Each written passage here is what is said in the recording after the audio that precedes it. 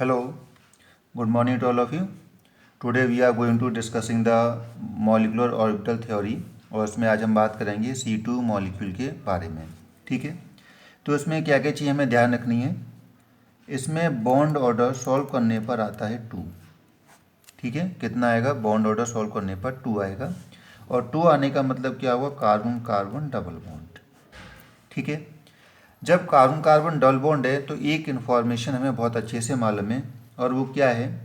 Single bond में एक sigma और 0 पाई बॉन्ड होते हैं और डबल बॉन्ड में एक सिग्मा और 1 पाई बॉन्ड और ट्रिपल बॉन्ड में एक सिग्मा और 2 पाई बॉन्ड्स। ठीक है, तो ऐसे ही सिमिलरली जब हम C2 मॉलिक्यूल के बारे में देखेंगे तो यहाँ पर हम क्या एक्सपेक्ट कर रहे हैं? एक सिग्मा और 1 पाई बॉन्ड होना चाहिए और ऐसा नॉर्मली होता भी है, लेकिन इन दिस केस ऐसा नहीं होता। यहाँ पर C2 मॉलिक्यूल में एक सिग्मा 1 पाई बॉन्ड नहीं होता, तो फिर क्या होगा? यहाँ पर 2 पाई बॉन्ड्स होंगे। क्या होंगे? 2 पाई बॉन्ड्स।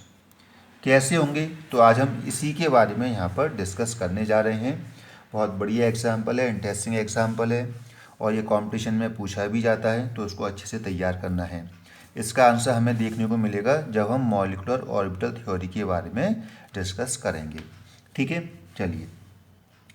जैसे कि यहाँ पर 6C कार्बन है, इसका इलेक्ट्रॉनिक कॉन्फ़िगरेशन क्या होगा? 2,4 और ऐसे ही ये 2 कार्बन आपस में मर्ज होंगे और मर्ज होने पे क्या बनाएंगे? ये C2 मॉलिक्यूल। अब हम क्या करेंगे? C2 मॉलिक्यूल के लिए हमें ध्यान रखना है, कोड यूज़ करना है। जैसे जब हम मॉलिक्यूलर ऑर्बिटल डायग्राम बनाते हैं तो उसके लिए मैंने बताया था, प्रीवियस लेक्चर में डिस्कस किया हुआ है, तो उसको देख लेंगे जिन बच्चों को नहीं मालूम है। 1212 जिसका एटॉमिक नंबर अप टू 7 होता है, तो उसके लिए हम कोड यूज़ करते हैं 1212। इसका क्या मतलब होगा? हम पहले एक ऑर्बिटल बनाएंगे, इसके बाद में 2 ऑर्बिटल्स बनाएंगे, फिर हम एक ऑर्बिटल बनाएंगे, फिर इसके बाद में 2 ऑर्बिटल। ठीक है, फिर इसके बाद एक ऑर्बिटल,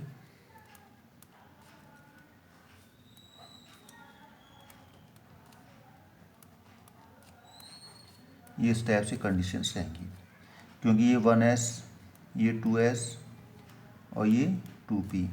पहले कार्बन के लिए यहाँ पर आएगा ये, सेकंड कार्बन के लिए यहाँ पर ये 1s, 2s और 2p। यहाँ पर हम देख सकते हैं 2,4 है, तो इसका SPDF में कॉन्फ़िगरेशन क्या होगा? 1s2, 2s2, 2p2। ठीक है, 1s2, 2s2, 2p2। तो यहाँ पर टोटल इलेक्ट्रॉन्स कितने हैं देखा जाए तो 6 और 6 12 इलेक्ट्रॉन्स हो गए। इन 12 इलेक्ट्रॉन्स को हम फिलिंग करेंगे।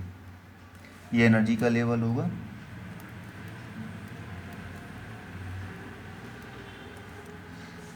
तो देखिए 1 2 3 4 5 6 7 8 9 10 11 12। ठीक है, तो यहाँ से 1s2 है तो 2 इलेक्ट्रॉन्स यहाँ पर आ जाएंगे, 2s2 2 इलेक्ट्रॉन यहाँ पर होंगे, 2p2 यहाँ पर होंगे। इस टाइप से ये मर्ज होकर कितने बना रहे हैं? 12 इलेक्ट्रॉन्स। बीच में हम क्या लिखेंगे? C2 molecule. अब यहाँ पर एक बात हमें ध्यान रखनी है, जब सिंगल ऑर्बिटल होता है, ठीक है, तब ये सिग्मा बॉन्ड की फॉर्मेशन करेगा। जब 2 ऑर्बिटल्स आपस में होंगे ये, तब ये बनाता है पाई बॉन्ड। क्या बनाएगा? Pi bond. जैसे कि हम देख पा रहे हैं 2p के केस में यहाँ पर इधर ये 2 ऑर्बिटल्स आर देयर और यहाँ पे ये पाई बॉन्ड की फॉर्मेशन करेंगे और यहाँ पर टोटल नंबर ऑफ इलेक्ट्रॉन्स कितने हैं? 4। ठीक है, जिसकी वजह से हम क्या कहते हैं? C2 मॉलिक्यूल में पाई बॉन्ड की फॉर्मेशन होती है।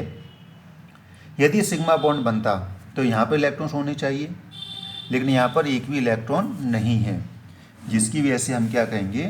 C2 molecule having 2 pi bonds. ठीक है, तो ये बहुत अच्छे से समझ में आ गया होगा। इसका बॉन्ड ऑर्डर हम कैलकुलेट कर सकते हैं आसानी से, NB माइनस Ne2। देखिए बॉन्डिंग वाले ये नीचे रहेंगे, 2 2 4 और 4 ये 8।